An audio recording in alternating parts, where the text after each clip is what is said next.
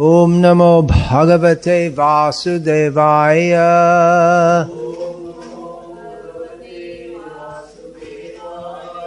Om Namo Bhagavate Vasudevaya.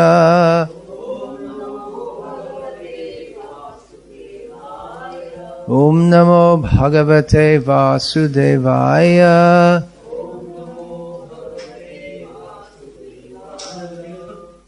Srimad Bhagavad-gita as it is, translation and commentary by His Divine Grace A.C. Bhaktivedanta Swami Prabhupada, Chapter 7, Text 15.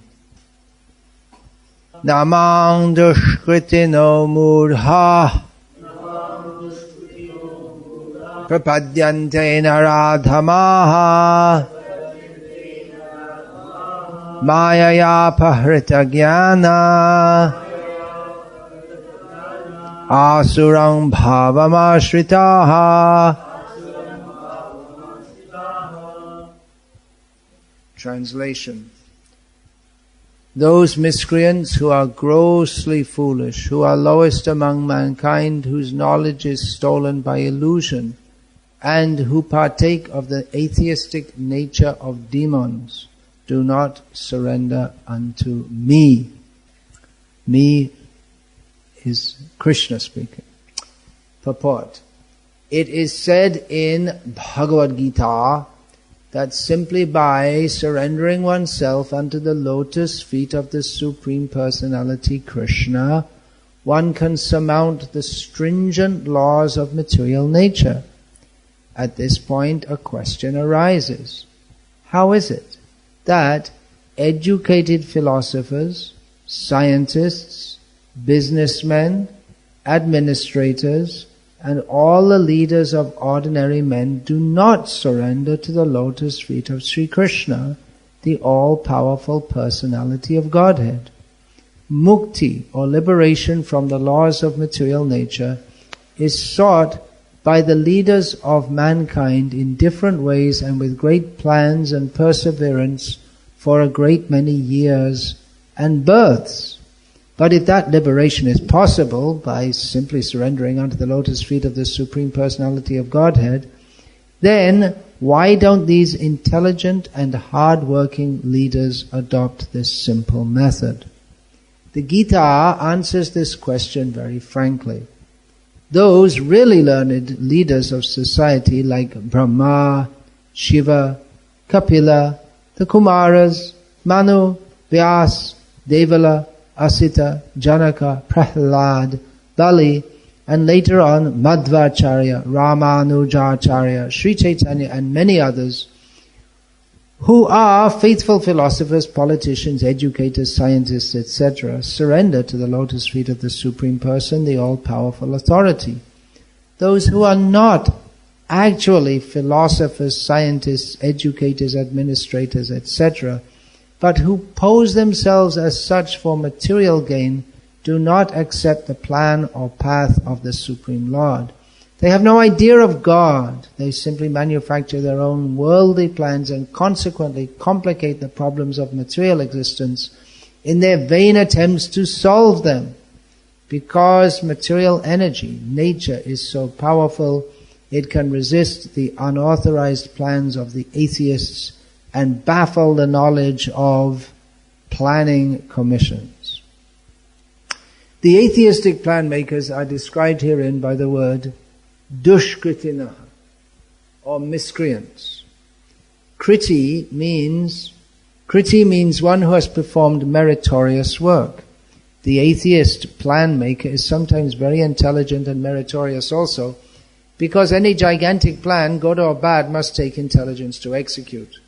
But because the atheist's brain is improperly utilized in opposing the plan of the Supreme Lord, the atheist plan maker is called dushkriti, which indicates that his intelligence and efforts are misdirected.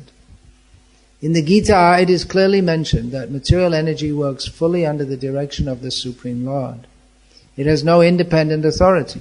It works as the shadow moves in accordance with the movements of the object. But still, material energy is very powerful, and the atheist, due to his godless temperament, cannot know how it works, nor can he know the plan of the Supreme Lord. Under illusion and the modes of passion and ignorance, all his plans are baffled, as in the case of Hiranyakashipu and Ravana, whose plans were smashed to dust, although they were both materially learned as scientists, philosophers, administrators, and educators. These dushkritinas, or miscreants, are of 4 different patterns as outlined below.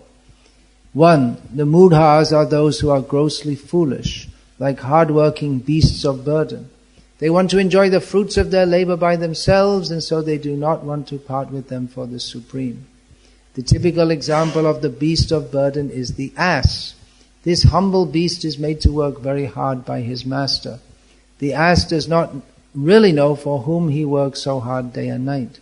He remains satisfied by filling his stomach with a bundle of grass, sleeping for a while under fear of being beaten by his master, and satisfying his sex appetite at the risk of being repeatedly kicked by the opposite party. The ass sings poetry and philosophy sometimes, but this braying sound only disturbs others. This is the position of the foolish fruitive worker who does not know for whom he should work. He does not know that karma, action, is meant for yajna, sacrifice. Most often those who work very hard day and night to clear the burden of self-created duties say that they have no time to hear of the immortality of the living being. To such mudhas, material gains which are destructible are life's all in all, despite the fact that the mudhas enjoy only a very small fraction of the fruit of labor. Sometimes they spend sleepless days and nights for fruitive gain, and although they may have ulcers or indigestion, they are satisfied with practically no food. They are simply absorbed in working hard day and night for the benefit of illusory masters. I could suggest you just move in a bit. It's not so proper to sit with our back directly to Srila Prabhupada. Ignorant of their real master, the foolish workers waste their valuable time serving mammon. Unfortunately, they never surrender to the Supreme Master of all masters, nor do they take time to hear of him from the proper sources. The swine who eat the night soil do not care to accept sweetmeats made of sugar and ghee. Similarly, the foolish worker will untiringly continue to hear of the sense-enjoyable tidings of the flickering mundane world, but will have very little time to hear about the eternal living force that moves the material world. Number 2, another class of dushkriti or miscreant is called the naradhama, or the lowest of mankind. Nara means human being, and adhama means the lowest. Out of the 8,400,000 different species of living beings, there are 400,000 human species. Out of these, there are numerous lower forms of human life that are mostly uncivilized. The civilized human beings are those who have regulative principles of social, political, and religious life. Those who are socially and politically developed, but who have no religious principles, must be considered naradhamas. Nor is religion without God religion, because the purpose of following religious principles is to know the supreme truth and man's relation with him. In the Gita, the personality of Godhead clearly states that there is no authority above him and that he is the supreme truth. The civilized form of human life is meant for man's reviving the lost consciousness of his eternal relation with the supreme truth, the personality of Godhead, Sri Krishna, who is all-powerful. Whoever loses this chance is classified as a naradhama. We get information from revealed scriptures that when the baby is in the mother's womb, an extremely uncomfortable situation, he prays to God for deliverance and promises to worship him alone as soon as he gets out. To pray to God when he is in difficulty is a natural instinct in every living being because he is eternally related with God. But after his deliverance, the child forgets the difficulties of birth and forgets his deliverer also, being influenced by Maya, the illusory energy. It is the duty of the guardians of children to revive the divine consciousness dormant in them. the 10 processes of reformatory ceremonies as enjoined in the Manu Smriti, which is the guide to religious principles, are meant for reviving God consciousness in the system of Varnashram. However, no process is strictly followed now in any part of the world, and therefore 99.9% of the population is Naradhama. Naradhama. When the whole population becomes Naradhama, naturally all their so-called education is made null and void by the all-powerful energy of physical nature. According to the standard of the Gita, a learned man is he who sees on equal terms the learned Brahmana, the dog, the cow, the elephant, and the dog-eater. That is the vision of a true devotee. Sri Nityananda Prabhu, who is the incarnation of Godhead as Divine Master, delivered the typical Naradhamas, the brothers Jagai and Madhai, and showed how the mercy of a real devotee is bestowed upon the lowest of mankind. So, the Naradhama, who is condemned by the personality of Godhead, can again revive his spiritual consciousness only by the mercy of a devotee. Sri Chaitanya Mahaprabhu, in propagating the Bhagavata Dharma, or activities of the devotees, has recommended that people submissively hear the message of the personality of Godhead. The essence of this message is Bhagavad-gita.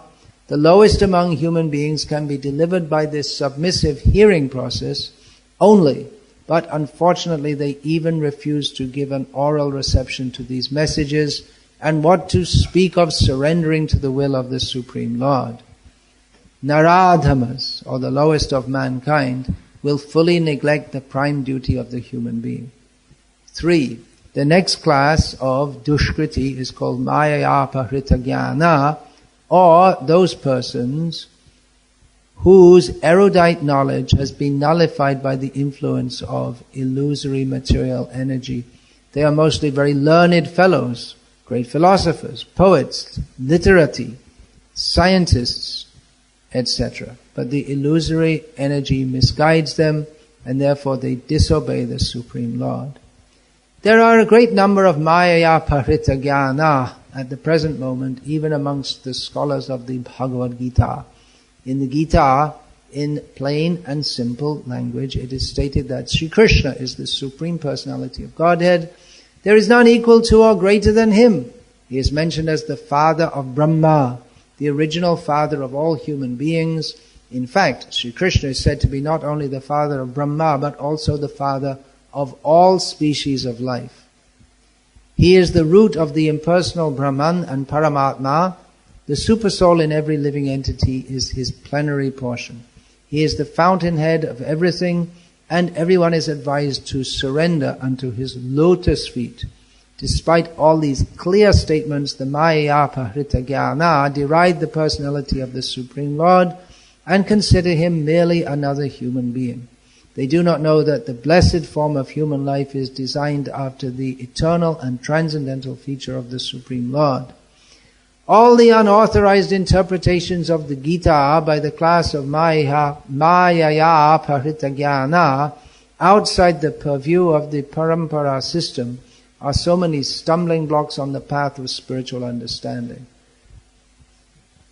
The deluded interpreters do not surrender unto the lotus feet of Sri Krishna, nor do they teach others to follow this principle. 4. The last class of dushkriti is called asurang bhavam ashritaha, or those of demonic principles. This class is openly atheistic.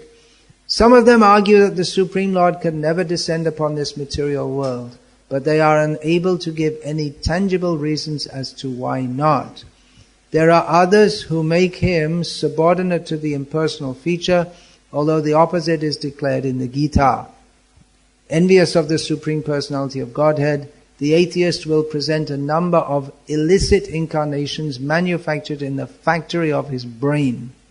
Such persons, whose very principle of life is to decry the personality of Godhead, cannot surrender unto the lotus feet of Sri Krishna. Sri Yamunacharya al-Bandaru of South India said, "O my Lord, you are knowable to persons involved You are unknowable to persons involved with atheistic principles, despite your uncommon qualities, features and activities. Shila Rupa Charitai Parama Prakrishta. Despite your personalities being confirmed by all the revealed scriptures in the quality of goodness, and despite your being acknowledged by the famous authorities renowned for their depth of knowledge in the transcendental science, and situated in the godly qualities. Therefore, 1. Grossly foolish persons, 2. The lowest of mankind, 3. The deluded speculators, and 4. The professed atheists, as above mentioned, never surrender unto the lotus feet of the personality of Godhead, in spite of all scriptural and authoritative advice. I was asked to speak this evening on the subject of speaking strongly. No doubt because the last book I published was called On Speaking Strongly in Srila Prabhupada's Service. Therefore, I decided to speak on this verse, which Srila Prabhupada said is a very important verse. He personally quoted it many times, and it's Hare Krishna. There's quite a long purport has been given here by Srila Prabhupada, one of the longest, not the longest, but one of the longest purports that he's given in this Bhagavad-gita as it is. So from one verse we have an expanded explanation, and if we are to comment on that, then it will expand more and more. So I won't attempt to go over all the points that Srila Prabhupada has given here. But it is important to understand that in the cultivation of bhakti, or pure devotional service to Krishna, we have to be aware what is bhakti and also what is not bhakti, or what is abhakti, non-devotional service. And that the preaching of Krishna consciousness can be broadly grouped into two divisions, as is described about Sri Nityananda Prabhu, who is mentioned herein in this purport. Prem Pracharan or Pashanda Dalan Dui Kaj Avadhut Koren Brahman. It is said in Sri Chaitanya Charitamrita that Sri Nityananda Prabhu, he wandered here and there, he traveled here and there for two purposes. One was to preach about prem. Prem means pure love of Krishna. And the other purpose was Pashanda Dalan, or subdue. Srila Prabhupada translates that as subduing the atheists. Because it's, atheists create an atmosphere in the world which makes people disinclined even to hear or think about surrendering to Krishna, as is quite prominent at the present time with an attack of atheists on theism in general. There is at the present time, in the last few years, there's been an orchestrated attack of Maya Pahrita Jnana Asuram Bhavam Ashritaha. Means people who are apparently learned but actually not properly intelligent at all, and persons who have deliberately taken up the preaching of atheism, or as one of them who died said he would not like to be described as an atheist, but he called himself an anti-theist.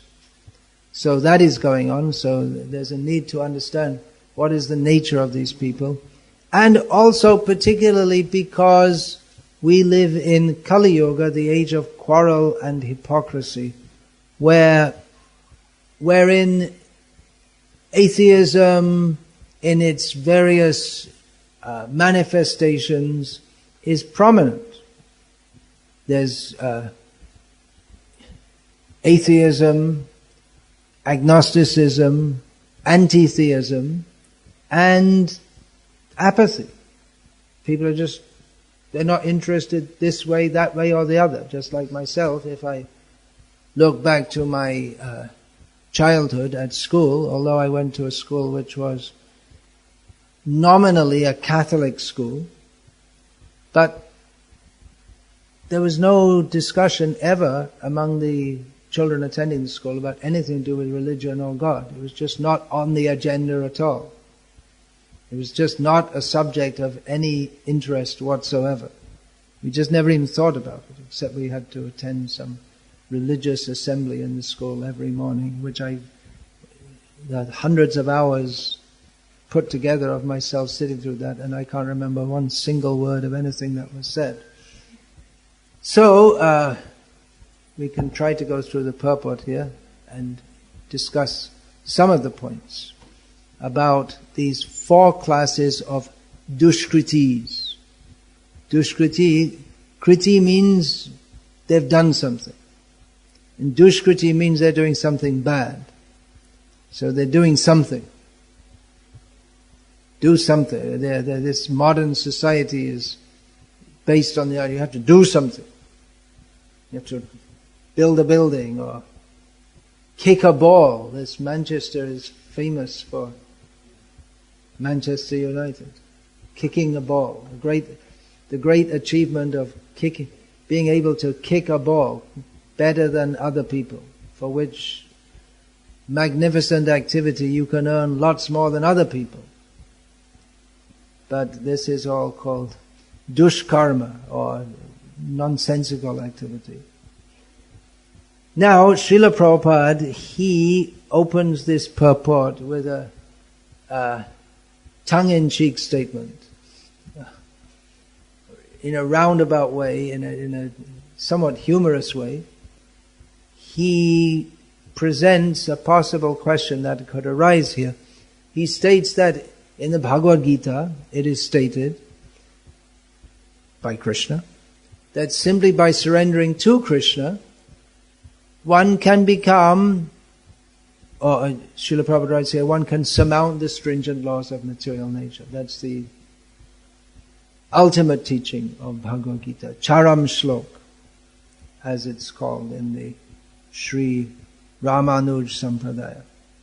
The ultimate teaching, which is Sarvadhaman Parityaja Mamekam Sharanam Raja Aham Tva Sarva Papebhyo Mokshayishami Masucha.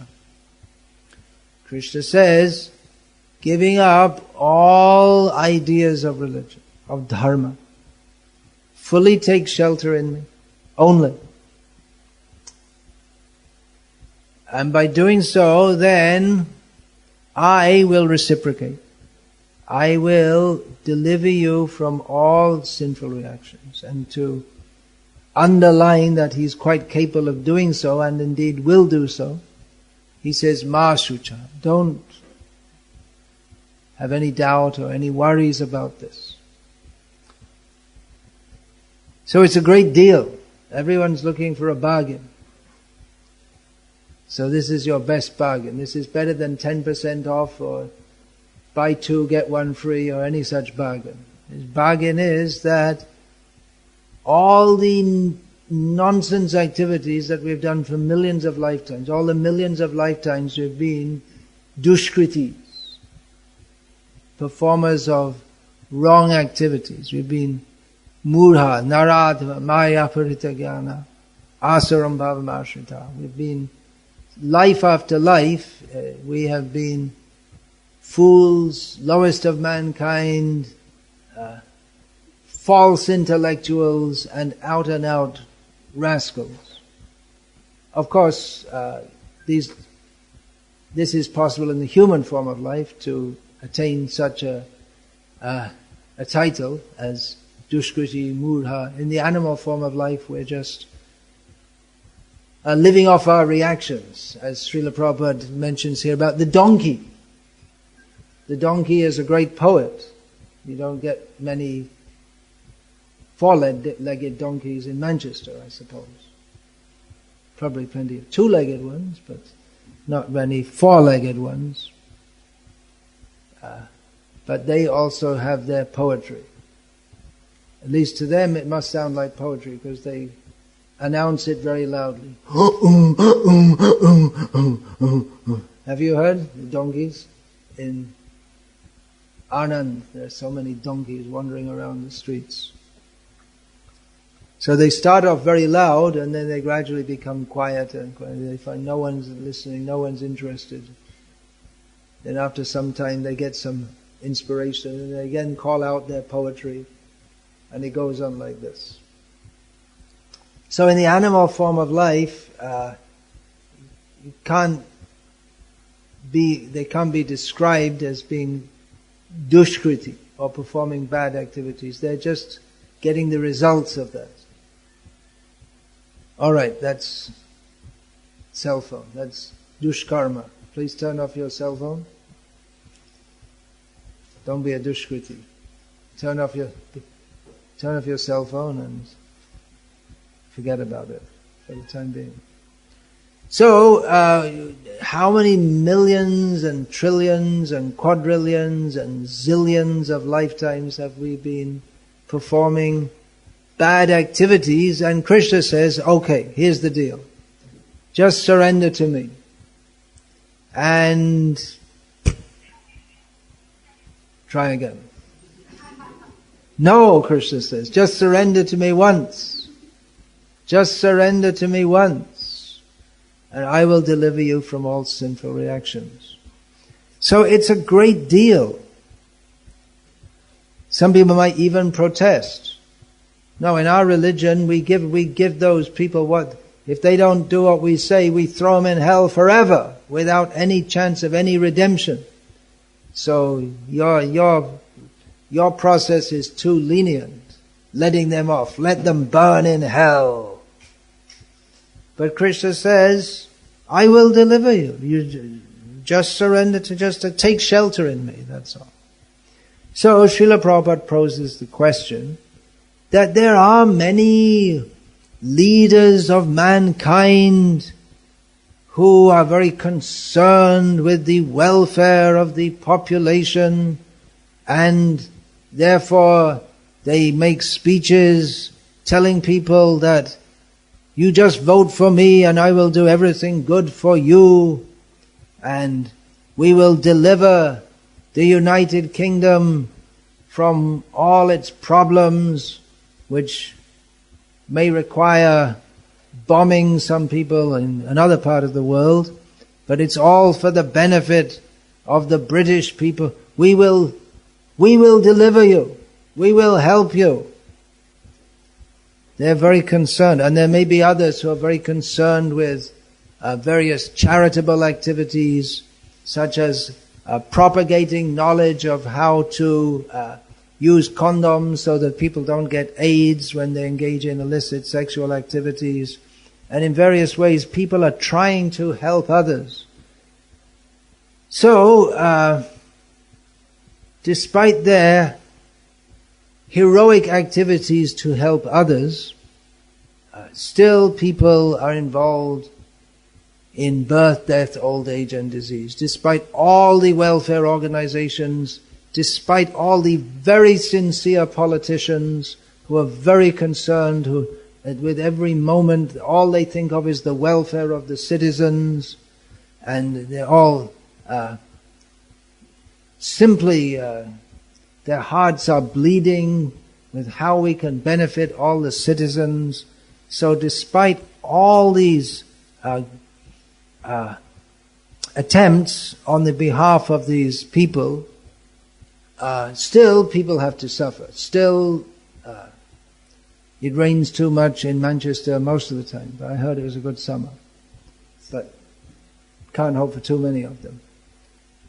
And still the radiation from the collapsed nuclear power plant in Japan is polluting the whole world, although they don't tell us that, because they want us to rest peacefully at night, and they want to build more nuclear power stations. Still the laws of material nature they pound on, they pound us incessantly. And despite all the great intentions and all the great activities of these great people, still we have to suffer birth, death, old age and disease as an appetizer. That's only the basic. I mean, there's also many other many other forms of suffering in this world. And Krishna says we can be free from all of these if we simply take shelter in Him. And the process of taking shelter in Him is also not very difficult. Especially in this Kali Yuga, simply by chanting the names of Krishna. Mukta Sangha Parang Rajit.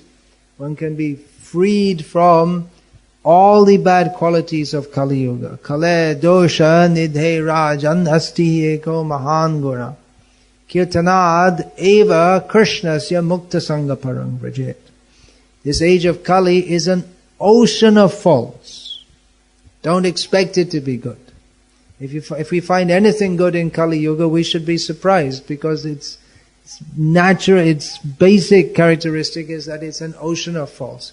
But there is one great quality, that by chanting the names and qualities of Krishna, then one can get freed from all material entanglement, and not only that, one can go to the supreme abode of Krishna in the spiritual sky.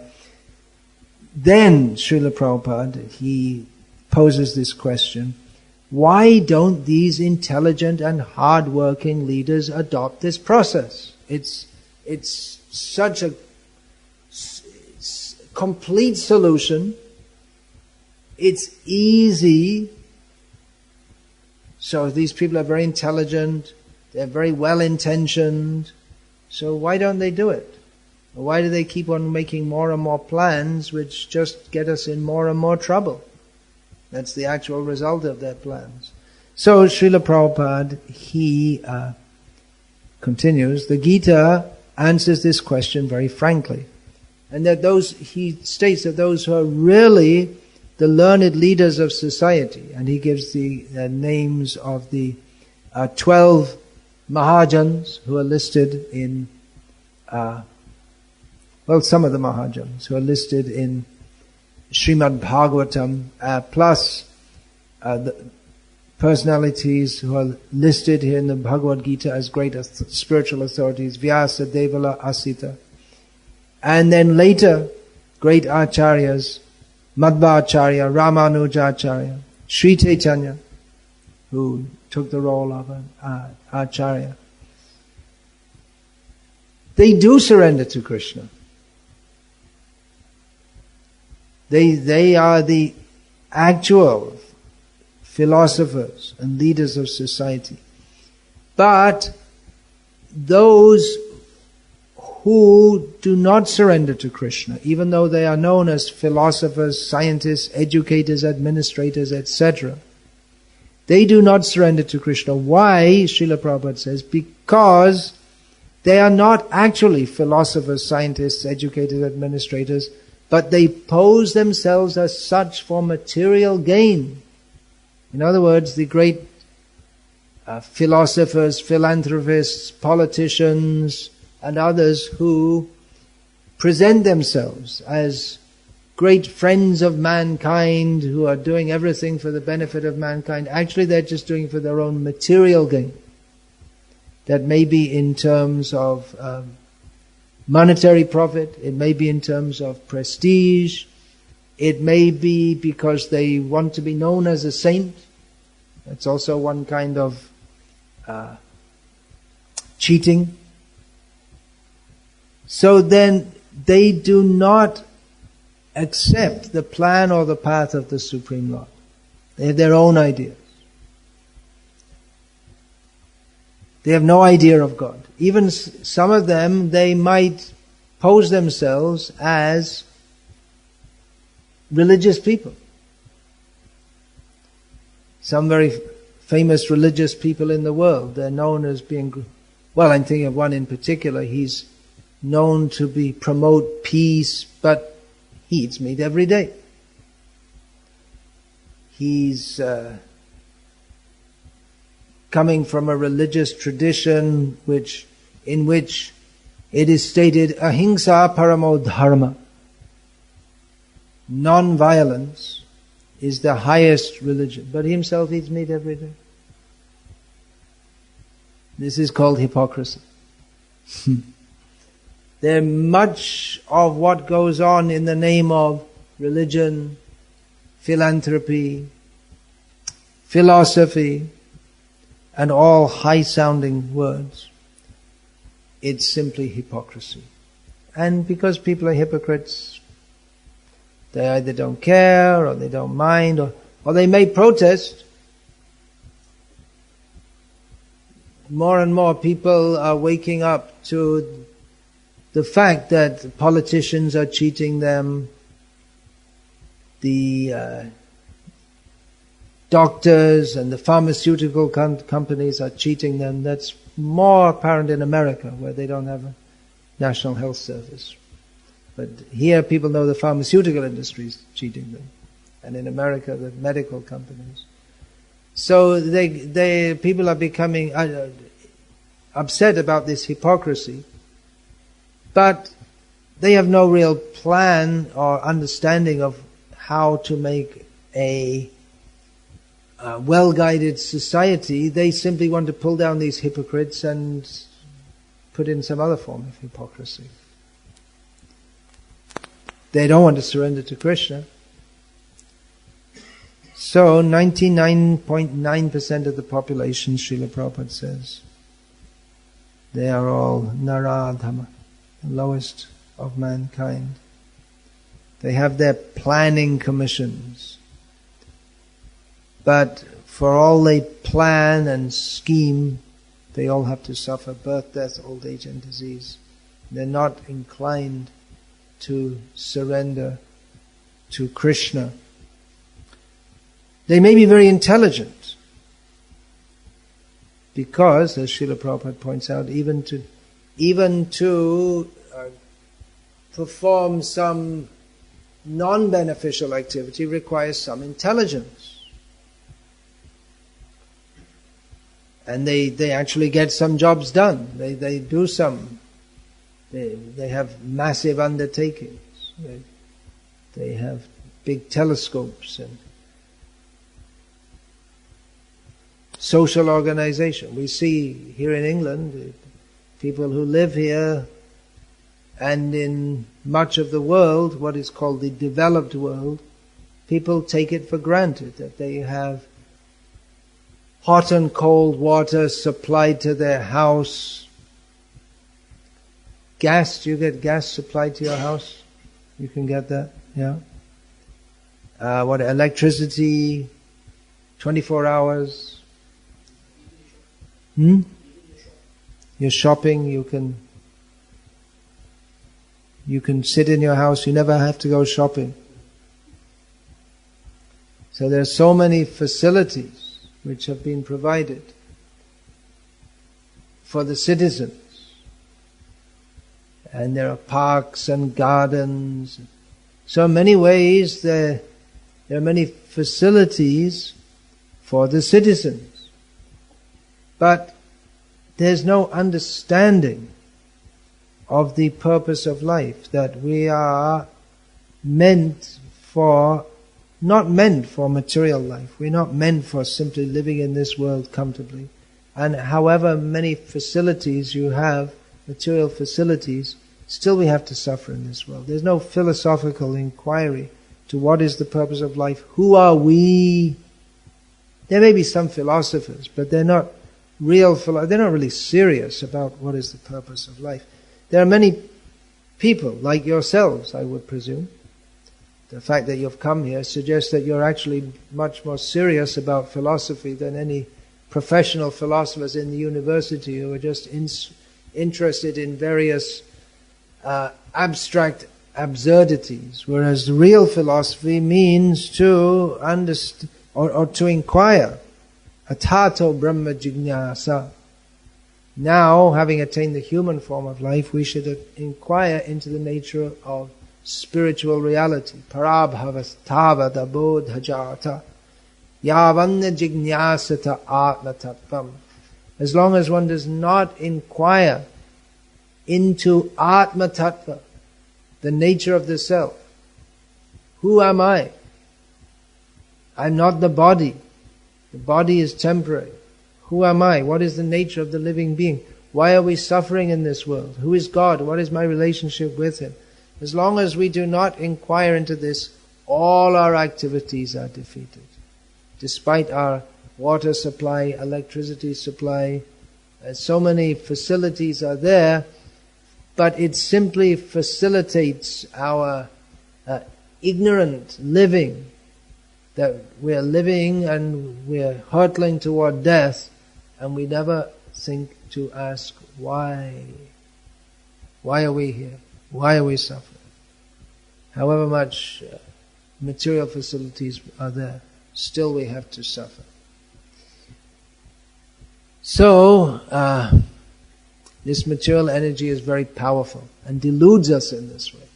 Deludes us so much that we're not even aware that we're deluded. We accept as an intrinsic fact, without even thinking about it, we accept it that, well, this is me, this body is me. In the same way that an animal thinks, of course an animal doesn't go through any philosophical process. The animal just accepts that this body is me. But most humans never go through any philosophical process either. In the same way as the animals, they just presume this body is me. And my self-interest is the self-interest of this body, and maybe the mind also. There's also the titillation of the mind in terms of various forms of entertainment. So, this material energy is so powerful that we don't even know that we are captured by it. This material situation is like being in a prison, but this prison is such that we don't even realize that we're in a prison. But actually we are. We're in a situation where we are being punished. We want to be happy, but we can't be happy. We have to struggle. As Srila Prabhupada commented, especially this modern civilization, the present civilization, its main characteristic is everyone has to engage in constant hard work.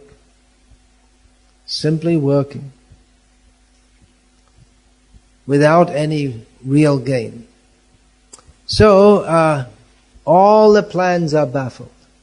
Whatever plans we have. What are your plans? We ask people, what's your plan? We ask the students in the university, well, I'll get a degree, then I'll get a job, and then, do some job, and then what next? And then retire, and then die? But what? The plans to live happily, various plans. But we see the examples are given in Shastra of Hiranyakashipu, Ravana. They were really dushkriti. They weren't little dushkriti. They were great demons. As Prahlad, the son of one of the sons of Hiranyakashipu, addressed him as Asura Varya, the best of the demons. They were really outstanding demons. They were far, in terms of their dush karma, which made them dushkriti, they were far, far more accomplished than anyone in the modern age. But all their plans were smashed. And similarly, we see in the recent history, the most ambitious dushkriti, or someone who wanted to do bad work, the most ambitious in the 20th century, that accolade should probably go to Herr Adolf Hitler. He was very active, very ambitious, very successful for something, then he was smashed. So we may think, well, Stalin and Hitler and Roosevelt, they were successful, but no, they all had to die also. So someone is successful, someone loses, but in the modern people in the present time, either in England or Germany who are born now, they don't know, they don't care, it seems to have no influence on them whatsoever. For all these great personalities of just a short time ago, they're forgotten, and people now are much more interested in the Manchester United football stars than they are in Churchill or whatever. I guess there might be some Manchester City fans around also, but they're not as famous as Manchester United. Sorry, I'm just making a neutral statement here. I really don't know that much about Manchester United or Manchester City, except that they exist. So, the 4 kinds of dushkritis, bad workers. Number 1 type is murha. This is a common word which we find Krishna uses several times in Bhagavad-gita. Ahankara vimurhatma. He says, Prakriti kriyamanani gunai karmani sarvashaha ahankara vimurhatma kartahamiti manyate. For instance, this is several times in Gita he uses this term. He uses this term for persons who, although they are largely controlled by the material energy, they think, I'm in control. So such persons are called murha, or specifically in this verse, vimurha, which means not just a great fool, but a very great fool. In this instance, it intensifies. Vimurha. So it's a commonly used term. And I have heard it used it's not commonly used, but I have heard it used in modern spoken Bengali also. So it's not a dead term. So specifically in this context, murha means persons who are like asses, inasmuch as they work hard. They're dushkriti, means they're working. Kriti means that they've done something. So they're working, but they want to take the credit for themselves. They are dedicated to work. They think, yeah, I'm working, that's great. That's all in all. At one prominent college in India, the IIT, Indian Institute of Technology, had its branch in Chennai. They have a motto on the entrance that what is that? Karmaja. Siddhim bhavati karmaja. Taken from Bhagavad-gita. Siddhim bhavati karmaja. That perfection or achievement comes from work. So they take that out of context, just the one line. And they want to say that, you see, this is very spiritual. They want to do their work and consider, oh, it's very spiritual, very elevated.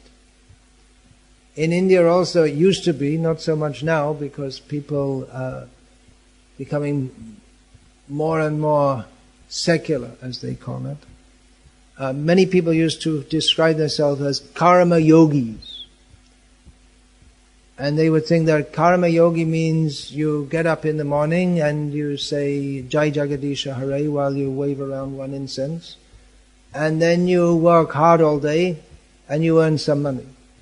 But this is just karma, it's not karma yoga. Just to work does not make one a yogi. Karma yogi means he's specifically acting for the pleasure of Krishna. Mat karma krin, mat paramo, mat bhakta sangavarjitaha, nirvaira sarva bhuteshu. This is the description Krishna gives for someone who works specifically for the pleasure of Krishna, knowing Krishna to be supreme, giving up all association with the mature world, associating with devotees. So, to attempt to spiritualize one's material activities while working like an ass for no greater gain than simply to maintain one's family, this might, in the minds of some people, this might seem to be very spiritual, but it's not. Another example of this, from the Indian context, is the misleading statement, very misleading statement, that Manava Seva is Madhava Seva. Madhava means Krishna. Seva means service. Manava means man or mankind. So the idea that by serving mankind in terms of providing food, shelter, clothing, medical aid, educating people so they can also be asses. This is the same as serving Krishna. This is Murha philosophy. The philosophy of the asses, ass-like people. Manava Seva is not rejected, but it cannot be said to be the same as Madhava Seva. Actually, if we think that we can help others, then just by thinking like that, then we become murha, because prakrite kriyamanani gunai karmani sab. I am helping others. I am in a superior position and I can help others. So this idea of helping mankind by providing them with material needs, that is not at all on the same platform as Madhava Seva, which is enacted from the platform of understanding that I am inferior to Madhava and I require to serve him for my own well-being. It's a completely different attitude. And by saying that Manava Seva is Madhava Seva, these murhas, dushkritis, rascals, they want to propose, well, then there's no need for building churches and temples and actually worshipping Madhava in the prescribed way according to Shastra. That we shall just feed the poor and understand that God is manifested as the poor man, which is another insidious idea, that God has become a poor man. God is not a poor man. And then we think that I'm feeding the poor man and therefore I'm serving God. And this way we think ourselves superior to God. That God requires my service. So there are very many very bad ideas which people, due to not thinking very deeply about anything, they accept as being factual. And in this way their life is spoiled. So we should be careful of the poets and philosophers who are like asses, who make a braying sound, and the ultimate result is nothing, or worse, the ass simply disturbs others. But among the asses, they think, very, very good poetry. Give them a Nobel Prize for that. They have their own standard. All foolishness. So Srila Prabhupada, here in his Bhagavad-gita purport, and repeatedly, he instructs us so that we won't be misled by this cheating. It's all around us. We're born in an atmosphere, abodha jata, We're born in an atmosphere in which we're not informed. We're not given the knowledge that we require to understand Krishna. We're not told about these things. No one ever tells us. We go to school. Just like no one ever told this young boy who came in here to bow down to Srila Prabhupada when he came in the temple. Children should be taught this. So, now he did so. Very good. That's for your eternal benefit. But no one tells. We're just presume that we get born and then we go to school and then we get a job, and no one ever tells us, or they know, well, what happens after death, and we have to suffer birth, death, old age. No one ever tells you. They forced you to go to school for a minimum of how many? 11 years. And they never teach you all these things. So they teach you all kinds of other things which fills our consciousness with the idea that this life is all in all, just work. You have to stay till you're 18. 13 years.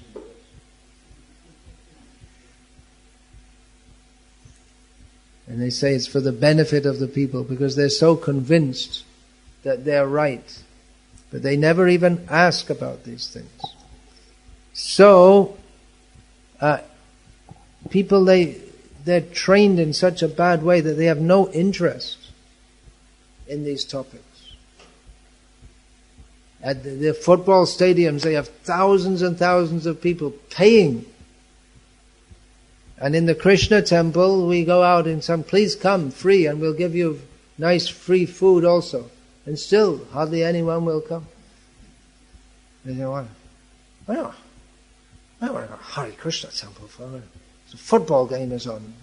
These people, they don't understand what are the important things in life. So foolish, so foolish.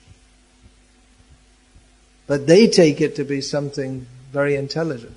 And actually, just like this in internet, to develop the internet no doubt requires much intelligence and much organization. But what are they doing with it?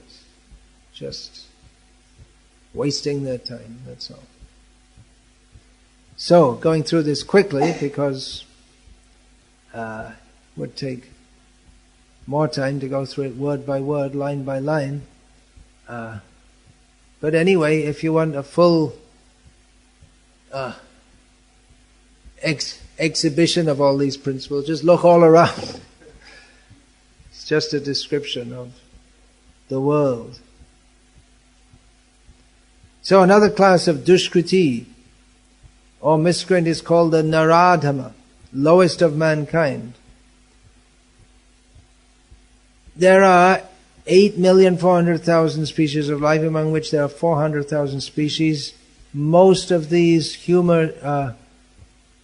or many of the lower forms of human life are uncivilized. So we think that civilized means to have electricity, hot and cold running water, TV, all these things. Although actually in Vedic civilization it's considered most uncivilized to poop indoors and then recycle the water and use the same water for cooking. That's not civilized. Civilized means you should go some distance away and let out your yesterday's meal, what's left of it. So there are different standards of civilization. But Srila Prabhupada gives here a somewhat more conventional definition of civilization. That there are regulated principles, there are laws, and there are moral codes for social, political, and religious life. But he says that those who are socially and politically developed but have no religious principles must be considered Naradhamas, lowest among mankind. That's what's being propagated at the present time. Humanism, we should have well-organized society in which people deal with each other very nicely, but no God. This talk of God, it's unnecessary. It simply misleads people. That's what the humanists say. And Srila Prabhupada quotes here, nor is religion without God religion. This Buddhism, they have no conception of God in the original Buddhism. So, real religion is to know the Supreme Truth and man's relation with Him. And the Supreme Truth is Krishna. So without that, without in human civilization, for all the organization and development, without the point of understanding that human life is meant for God realization, then again, parabhavastava bodhajata yavanna jignasata atmatattvam. It's all simply useless. Whether one is a beggar in the street or one is a leader of mankind, one simply lives, dies, and then where he's going, he doesn't know. His life is spoiled.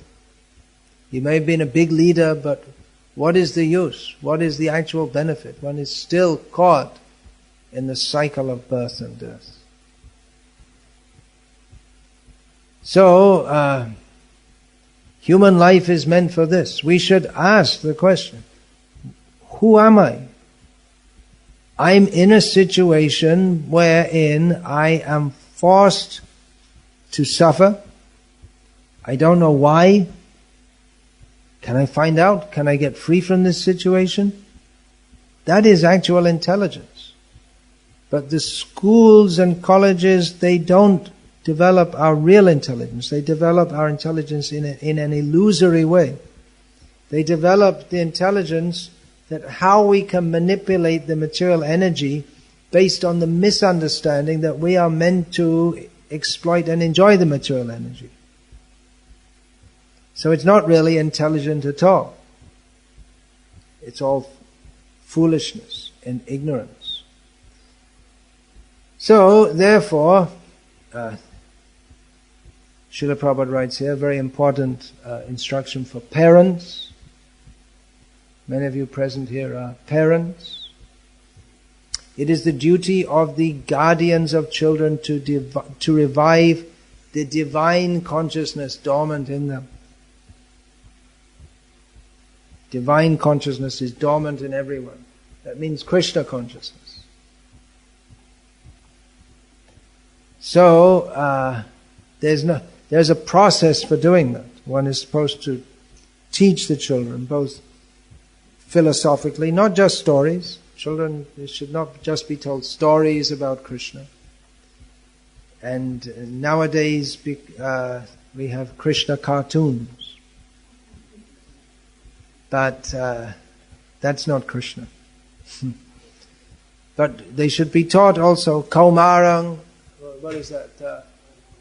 Kaumaram acharet pragyod dharman bhagavataniha durlabhang manusham janma tadapya dhruvam arthadam. Prahlad, who was himself in the Kumar age, the very young age, he said that this knowledge of Bhagavad Dharma, this should be taught from the very beginning of life. Because human life, it's meant for this. It's very short. There's not much time. And it can end at any time. Therefore, from the very beginning of life, this knowledge of Krishna consciousness should be taught. They should be taught from the beginning. All these things. Come in the temple. Bow down before Srila Prabhupada. Bow down before the deities and take only Krishna prasadam. Don't take anything else. And understand that this human life is very short and very valuable. If we don't utilize it properly, we have to get born again and again and again. We have to surrender to Krishna. We're not the body. This should be taught from the very beginning of life. But no such process is followed now in any part of the world, Srila Prabhupada writes, that means including India, where previously that culture was strong there, but it's not there in India either. And therefore, Srila Prabhupada writes, 99% of the population is Naradha. Narada means the lowest among mankind. So if we say that 99.9% is lowest among mankind, how can they all be the lowest? Well, we can understand that previously, in other ages, not everyone was in such a bad condition. But those who were the lowest sector of society previously, that level has become the normal level. So in this way we can understand this. If everyone's fallen and a rascal and a fool, we can say, well, some are better than others. But still, it's like, say, in the prison. All people are in prison for murder, rape, and white-collar crimes, and so many different offenses. And you say, well, this prisoner, he's actually a very good prisoner. What does that mean? He's a good prisoner. You have to be bad to be in there in the first place, but he's actually a very good prisoner. He doesn't get into many fights, and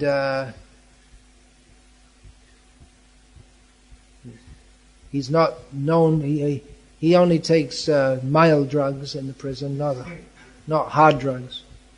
There's all drug rings going on in all the prisons, we're told. That means that the guards, they're also just as rascal as the prisoners. Bad association, is it? Yeah. And then they have women guards in the male prisons, and then the women guards are getting pregnant by the prisoners, and all kinds of crazy things. So, if all the population is so fallen, which Srila Prabhupada is analyzing here, then all their so-called education, what's the use? In the prison there may be very good education. See, when you get out, we can make this mafia, and you can learn. If you're only a novice criminal, then when you go to prison, you mix with all the experts and the experienced ones. Then you learn how to become a first-class criminal.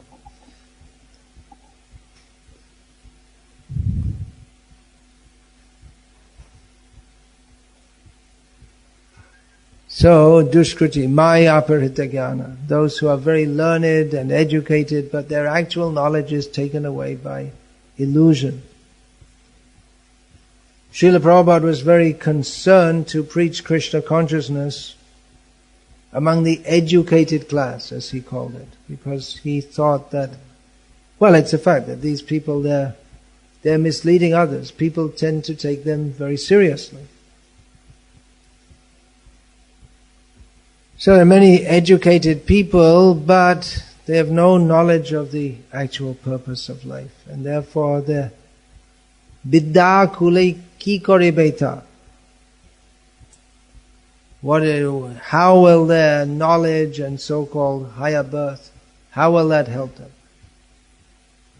It will then, their so-called knowledge serves as a detriment to them. This Maya, the power of illusion, is amazing. That people are very intelligent and they become convinced of things which in their mind completely invalidates the existence of God. They think, well, everything just came about by, there was nothing, there was absolutely nothing, and then there was a massive explosion, and everything fell into place in just the right way, that we're all here. And the proof of that is that we're all here. If it hadn't been like that, then how can we be here? This is actually the latest theory of one professor by the name of Stephen Hawking.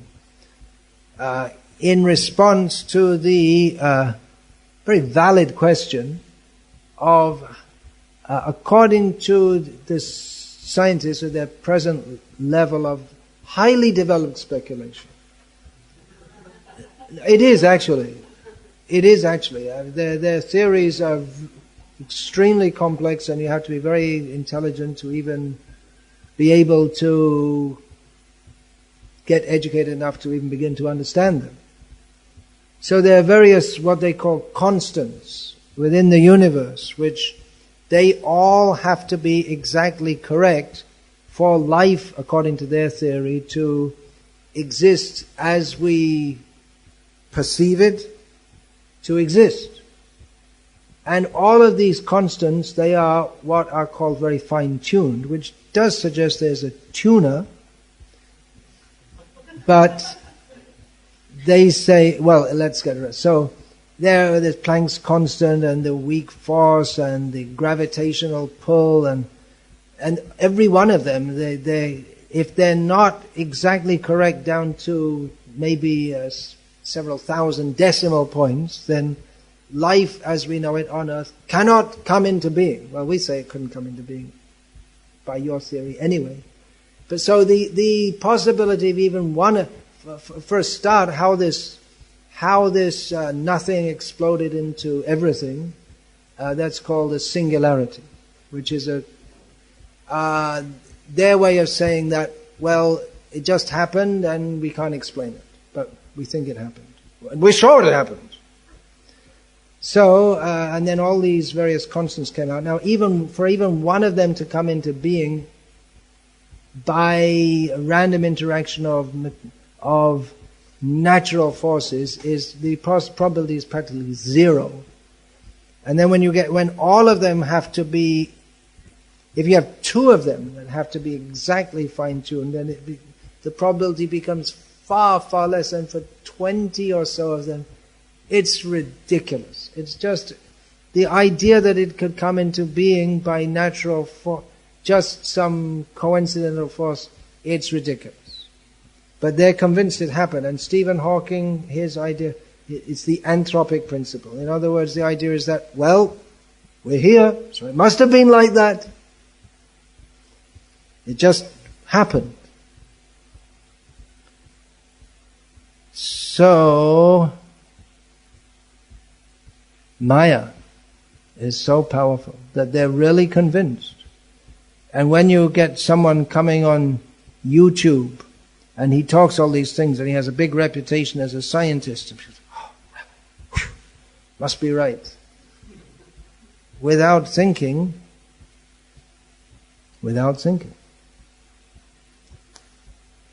So even though they're very intelligent, in some way have to say, in some ways they are very intelligent, but their intelligence is working in such a way that they can't see the obvious.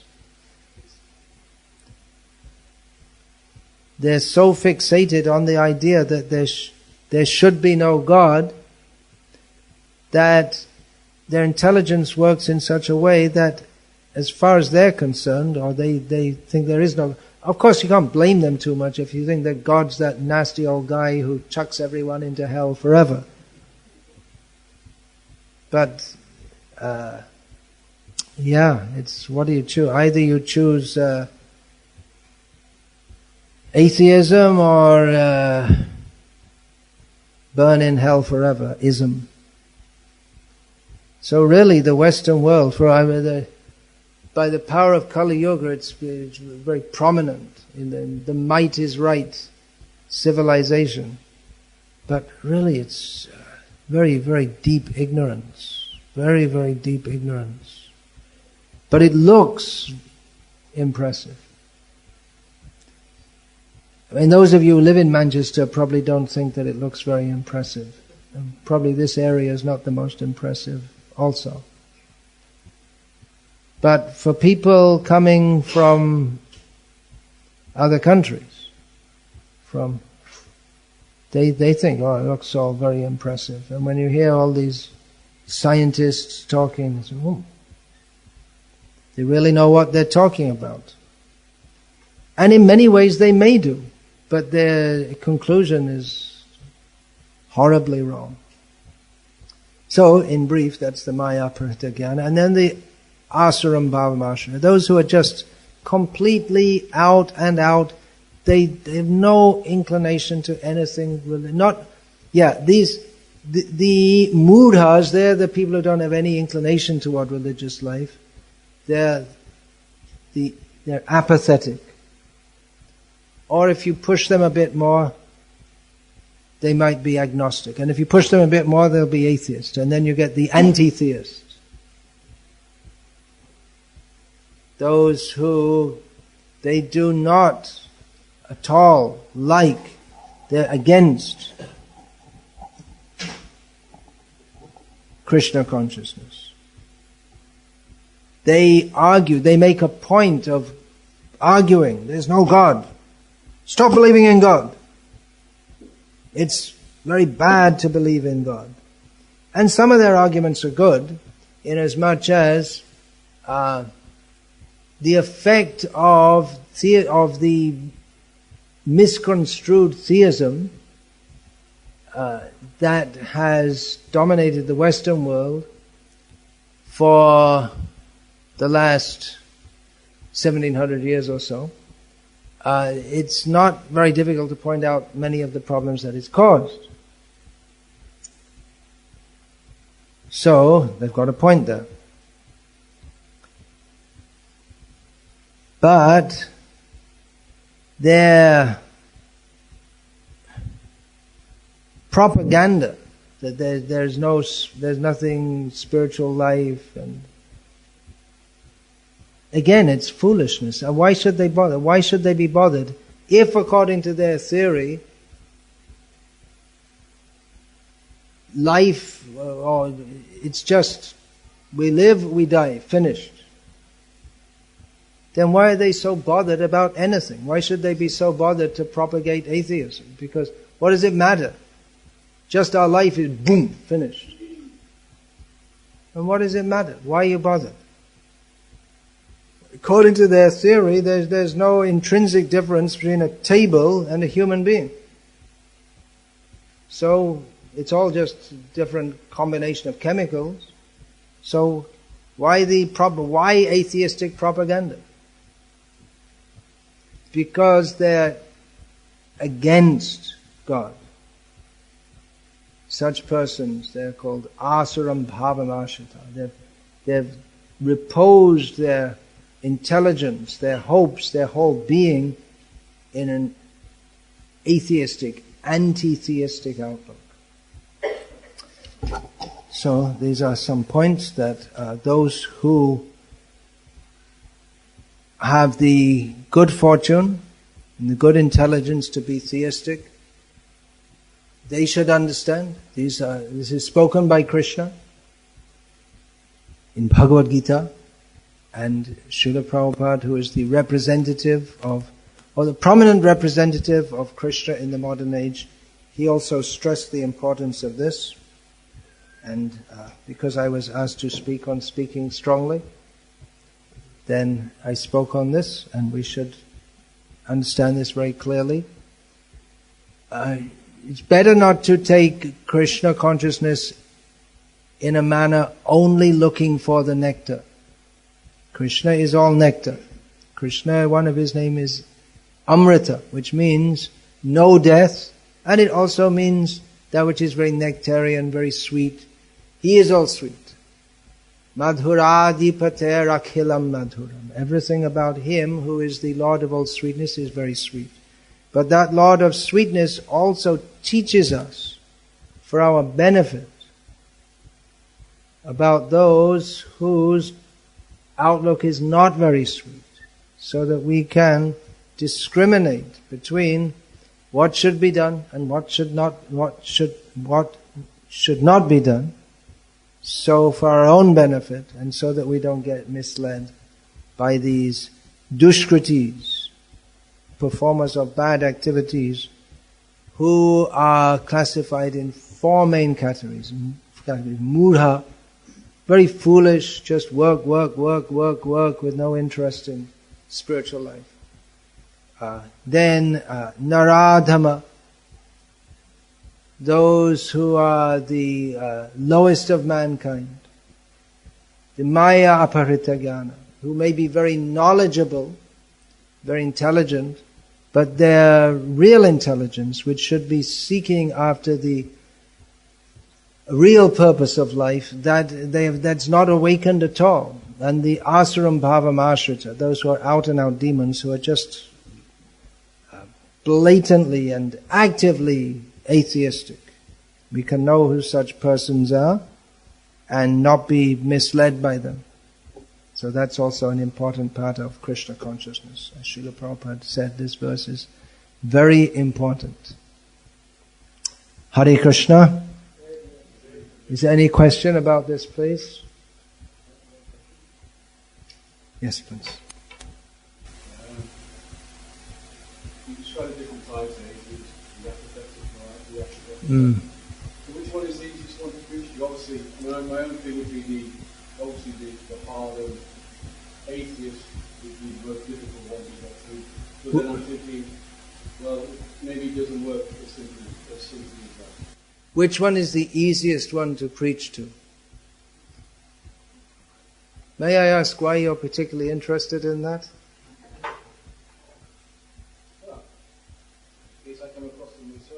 In case you come across them yourself. I see. Yeah, you come across them. Well, in the Bhagavatam, there's the description of the Madhyamadikari, who is meant for preaching. The Uttam Bhagavat. He simply sees everyone as a devotee, therefore he doesn't preach. The Kanishta Adhikari devotee, or the Uttam, the highest devotee, he sees everyone except himself as a devotee, therefore he doesn't preach. The lowest kind of devotee sees himself only as a devotee and others not even worth thinking about, and therefore he doesn't preach. And the Madhyamadikari, his attitude is he sees Ishvare tad adhineshu. Ishvare tad adhineshu balisheshu dvishatshucha. Prema maitri kripo peksha yakaroti samadhyama. He sees there is the Supreme Lord and he offers his love to the Supreme Lord. He sees that there are devotees of the Supreme Lord and he befriends the devotees. He sees that there are persons who are innocent like children and he preaches to them. And he sees that there are persons who are angry, defiant of Krishna, and he avoids them. So those who are very much atheistic, generally we don't preach to them. We preach to people, or we try to bring in people who are at least somewhat inclined and ready to hear about Krishna consciousness. Of course, it's also necessary to tangle with the out-and-out atheists who are misleading people. We don't really expect to bring them around, but as far as bringing people into Krishna consciousness, many people, they're duskriti, or badly behaved, but they're workable on. They're misled.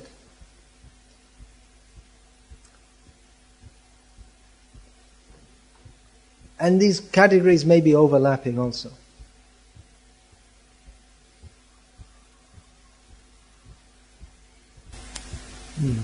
Yes, please.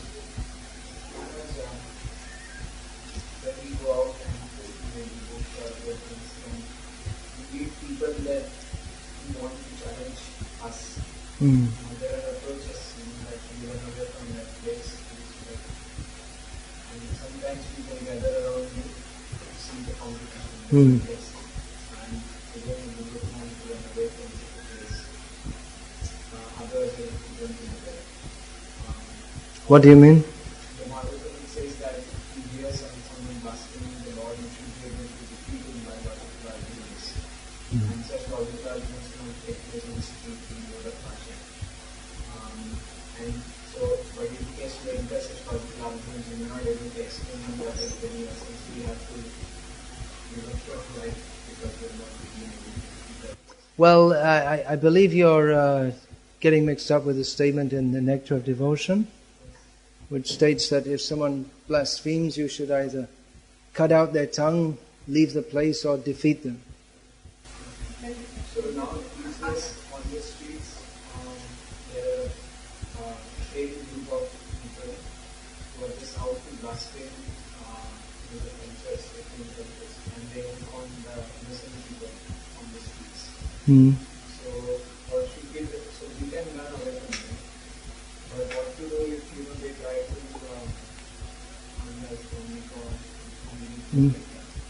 they preach powerfully, they don't listen to me. And Then you can tell that you should, if you want to discuss, you discuss, but you have to listen also.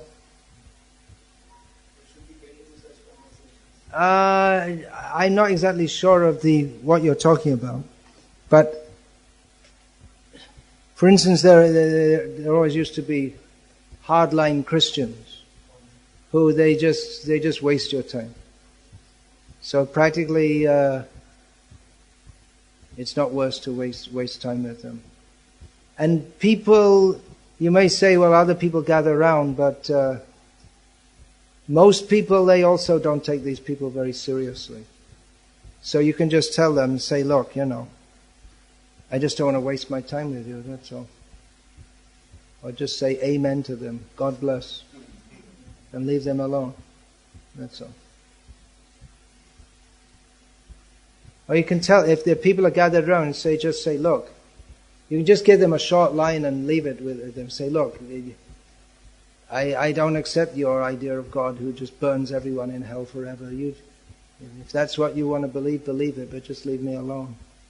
And you'll probably get public sympathy from that.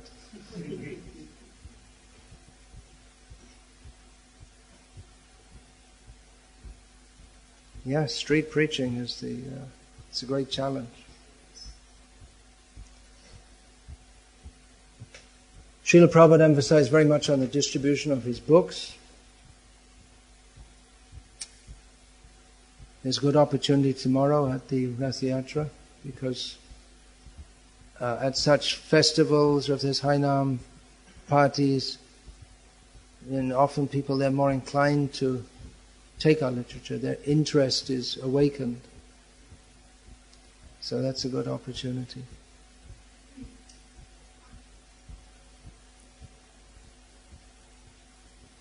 Are we distributing Bhagavad-gita as it is?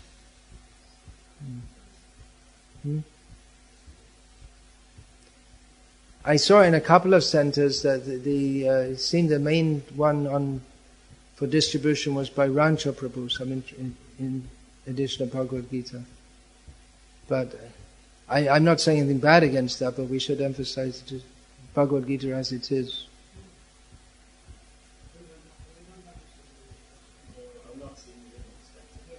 Oh, I saw it. Yeah. Yeah.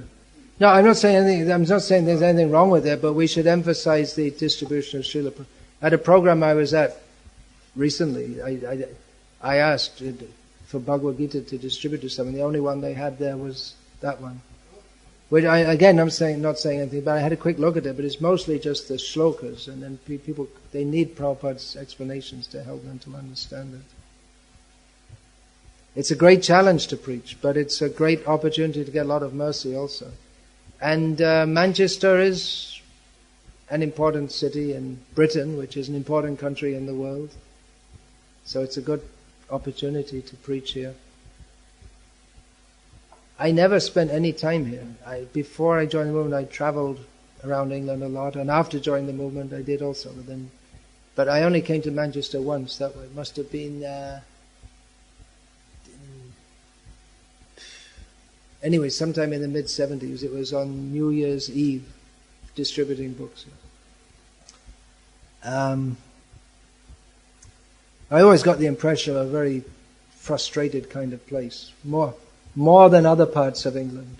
It's a generally quite frustrated, quite a country in general, but you get the impression of a very working class kind of ethos and people, and And maybe it's because of the reputation of the factories of Lancashire, and then the football hooligans and this and that. And the football hooligans, they like Harinam. Oh, I see. That's good. Things are getting better. I was here in the 1970s before I absconded to India.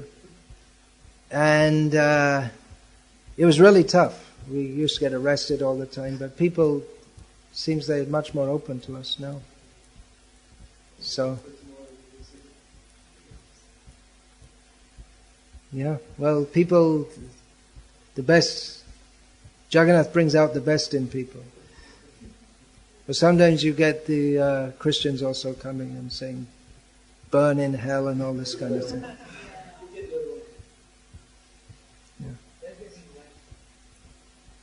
Yeah, they are getting less. Yeah. Yeah. People don't like them, in general.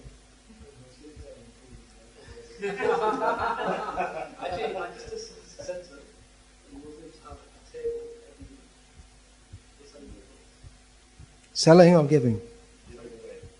They give away books. Muslims never sell books, as far as I know.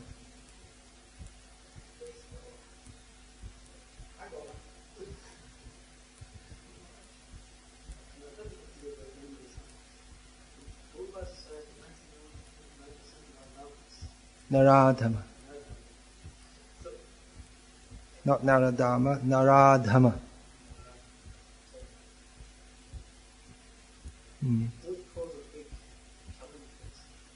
Yeah, it's a big challenge.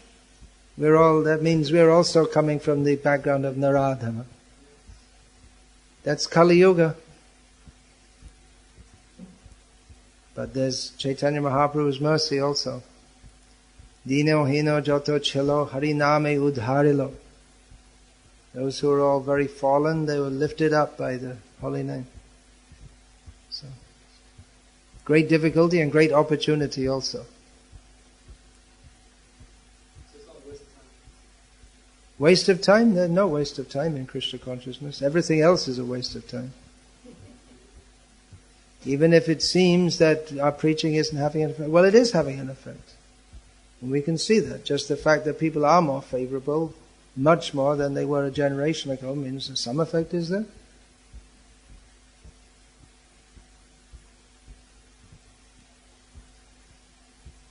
It's incremental, but it's cumulative also. It does have its effect.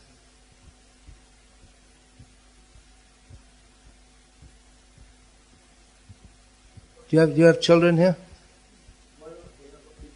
I see children. So you don't see them growing up? No, you don't see them growing up.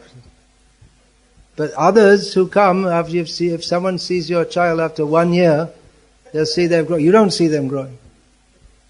Because it's just going on slowly. You don't notice. Others notice.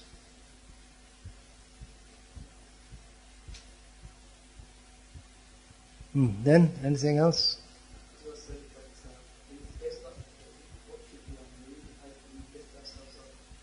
In the face of the difficulty that everyone is Naradhama, what should be our attitude? Our attitude should be that Hey Krishna, Karuna, Sindhu, Dinabandho, Jagatpate, Gopesha, Gopika, Kanta, Radha, Kanta, Namaste. Krishna is an ocean of mercy and He's the friend of the most fallen. So we can think that, oh Krishna, I'm the most fallen, you be merciful to me and help me to be an instrument in helping all these Naradhamas.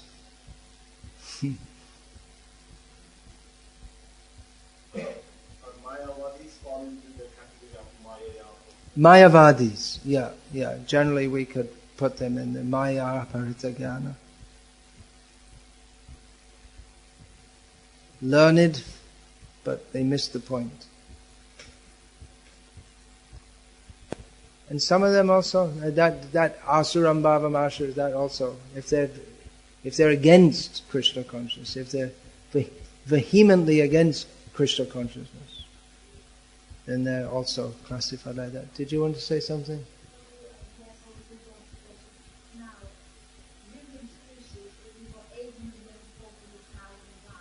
No. There are 8,400,000 species of life, among which 400,000 are human. Yeah, then?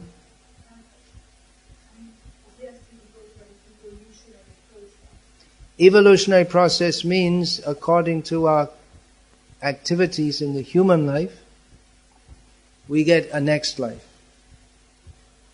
So, for instance, if one performs sinful activities in this life and one has to go to a lower life form, one may have to go through many life forms and then again come to the human life. So it's evolution in that way.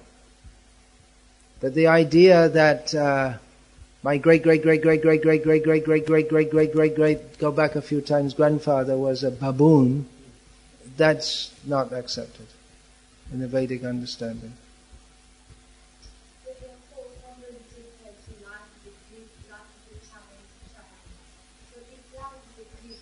Life is a gift. They tell you that life is a gift. Well, who is it a gift to? But it's a gift to who? Life is a gift.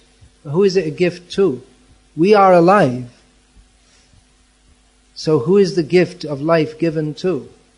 The idea that life is a gift, that seems to presuppose that actually we're just matter and we've been given life. But that it's a misunderstanding to say that life is a gift. We are living beings. We are eternally living beings. If you say life is a gift, then it presumes that life and being are separate.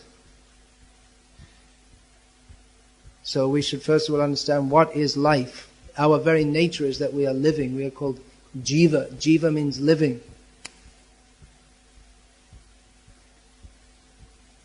So when we say other religions say this and that, it's actually not a very good approach. The approach should be, what is the actual fact? Rather than this religion says this. So many people say so many things, but what is the actual fact? Just like people often tell us, well, what do you believe? Often I'm asked, what do you believe? And my standard response to that is that I say, it doesn't matter what I believe, because I'm a very tiny little being. But we should understand what is the fact. If I believe there's God and there's no God, then my belief in God won't make God exist. And if I don't believe in God and there is God, then my non-belief won't make Him non-exist. So we should understand what is the fact. It's not a question. Belief is a very weak platform. The Vedic understanding doesn't say that we should just believe, but we should understand. Athato Brahma Jignasa, we should inquire into the nature of reality. Bhagavad-gita is quite different to this Bible or Quran in which they say you just believe it. But in Bhagavad-gita, Krishna, his whole approach is that Arjuna should understand it. It's a completely different approach. So we're not much concerned with this religion says this, that religion says that. We want to understand what is the truth, what is reality, not what different people believe.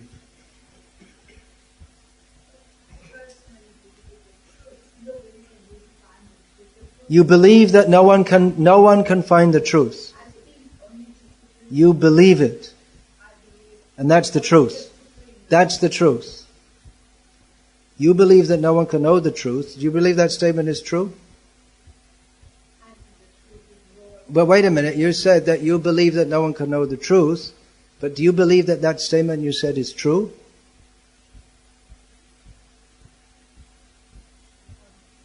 It's hard to tell. So in other words, you don't give much importance on your own statement.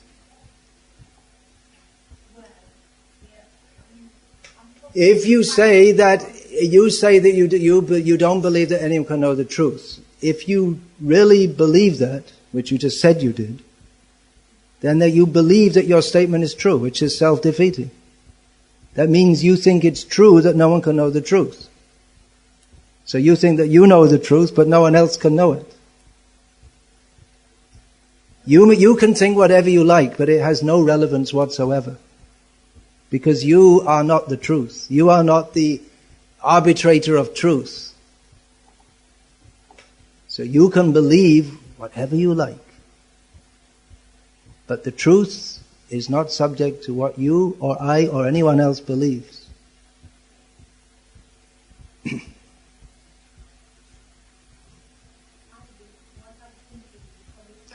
I suggest that you do less thinking. And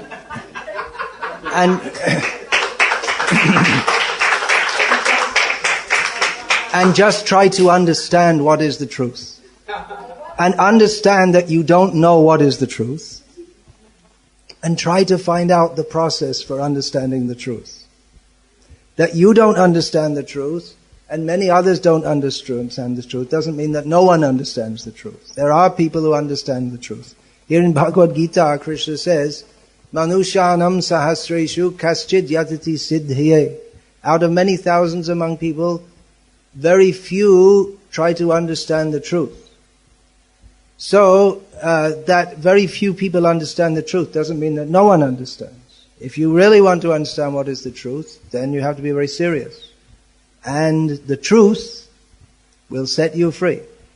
Krishna will help you and guide you if you're serious to understand the truth. Then you can find that guidance by which you can understand the truth. But if you take at the outside as a fact, you just decide in your own mind that no one can know the truth, then you're cheating yourself from the very beginning. You'll never know the truth. Because you've already decided that it's not possible to know. But you're saying from your perspective, but madam, if you don't mind, your perspective is of no value whatsoever. What do you mean by a scientific point of view? They're doing so many research over and over again for so many years. What do you mean scientific point of view? There are so many different scientists, they have different opinions on almost everything. What do you mean by a scientific point of view?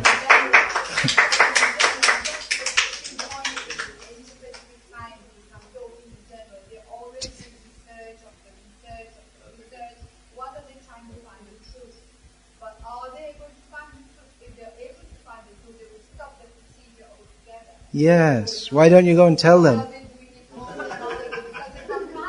They can't find it, exactly. They're doing the wrong process. They have the wrong attitude from the very beginning. Yeah. It's right here actually. I read it out. Maybe you missed the beginning. We read it out at the very beginning. I suggest you read this Bhagavad-gita as it is. I'm just suggesting. You don't have to. It's up to you. But if you want to find the truth that the scientists will never find because their attitude and their methodology from the very beginning means they'll never find the truth, then you can find it in this Bhagavad-gita as it is. Actually, the scientific method is self-defeating, and it's what they call scientific method is not at all scientific, because they presume as an axiom at the outset that there is nothing to be known beyond that which they can perceive, and on the basis of their perception which they can conceive. In other words, they don't believe in anything which they call supernatural. But why not? And actually they're not at all scientific. Just like, for instance, there is tremendous evidence of reincarnation. There's tremendous evidence of ghosts. We're not interested in ghosts, but I'm just giving it as an example. But they won't even begin to consider this in a scientific way because they are convinced that there is nothing beyond gross matter. That's not scientific at all. They presume that they can know everything simply by studying matter. Why? Why should they presume that they can know everything by studying matter?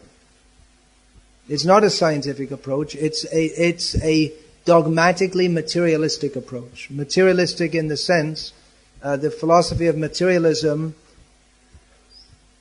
presumes that there is nothing beyond matter. So why? Why should they presume? Why should they presume that they can know everything simply by studying matter? It's the whole enterprise from the very beginning is foolish and arrogant. And it rejects the wisdom of all the actually spiritually knowledgeable people throughout the ages. Yeah.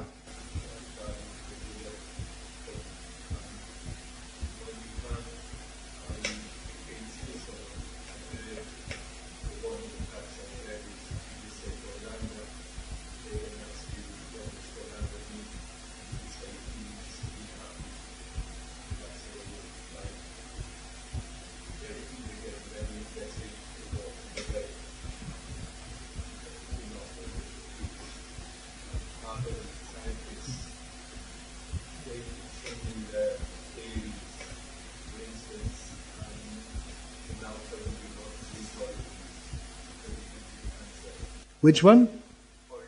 Orange juice gives you cancer.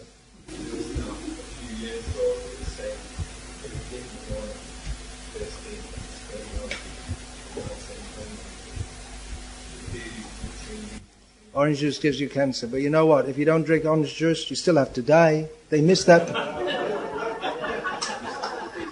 They missed that point altogether.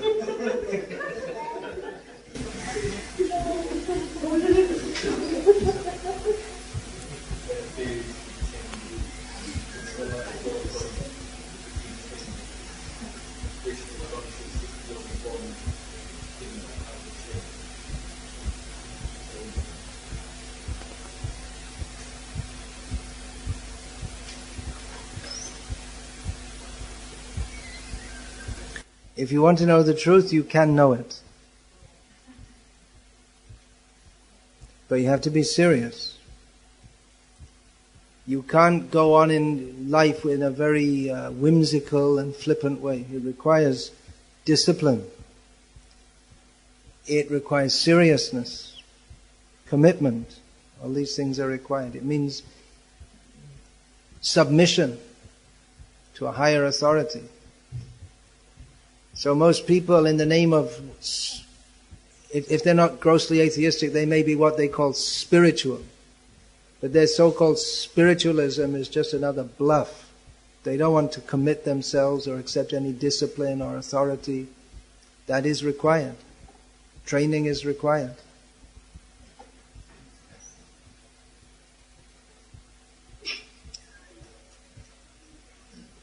Hare Krishna. You have a question? We're going on and on. No, it's not a special matter. It's a very special matter.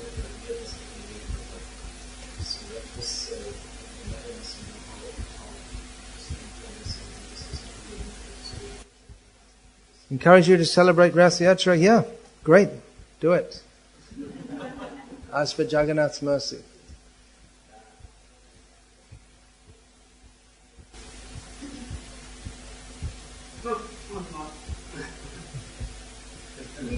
Hearing about the scriptures all the time. But there's another story about the scriptures. Mm-hmm. You know, the scriptures, and that's really very interesting because we want to hear that they're very curious about how can we preach to them. And it seems that their knowledge is the real, their tendencies towards atheism, because they're good with it. So how to make them super that? Because they're super that. Everything is good for the soul. How to make people pious so they can accept Krishna consciousness? Well, Rath Yatra festival, this is the kind of, we don't expect everyone just to bow down on the street immediately, but just by seeing? Just by seeing, yeah. What is that? Ratetu vamanang drishtva punarjanma na vidyate. That is stated that by seeing the Lord on His chariot, you don't get born again. So, that's a great benediction. Yeah, yeah. Well, that we already discussed, that there is progress, right? There is progress from one generation to the next. I left England a generation ago, and Krishna consciousness is, at least many people are much more open to accept it than they were previously. So there is good hope. So we can actually measure. But I'm not going to speak about the Sukritinaha now, because that's another whole lecture. Because I was asked to speak on speaking strongly, I spoke on this. If I'd been asked to speak on Chaturvidha Bhajante Mang Jana Sukritina Arjuna, then I might have spoken on that. But I was asked to speak on this, so I did. So if I've upset or offended anyone in doing so, please forgive me. Hare Krishna. Yeah, I was asked to speak on this, I guess, because the last book that I released was called On Speaking Strongly in Srila Prabhupada's Service. So there's a whole manual about it. Why we should, how we should, who is qualified to do so, the results of doing, the results of not doing, it's all analyzed in this book. And I've written other books on Srila Prabhupada's orders. I encourage you all to read Bhagavad-gita as it is and all of Srila Prabhupada's books again and again and again. But as Srila Prabhupada told me, and actually said that all sannyasis should make some literary contribution, so you have to find some time to read other books also. Alright, there are some lecture CDs of mine. If anyone wants to listen to them, again, you're very much encouraged to listen to all of Srila Prabhupada's lectures, and if you like, you can listen to this also. Then, what else have you got? There's DVDs of lectures. In Hindi, there are some Hindi lectures also. Hindi, Russian, different. Ruski, yeah, okay. Then what else? Other books are there. Beginner's Guide to Krishna Consciousness.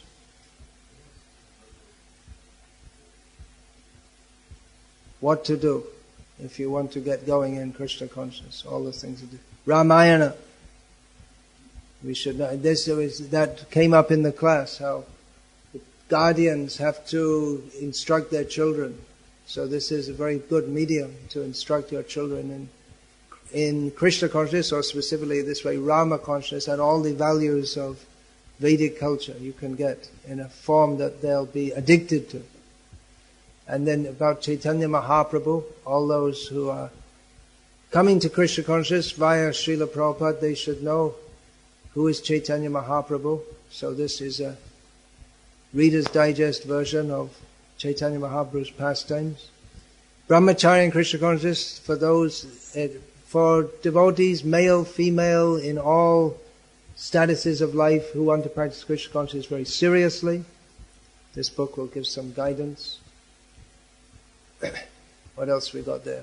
Vangshidas Babaji and Rasikananda, these are biographies of great devotees in the line of Chaitanya Mahaprabhu.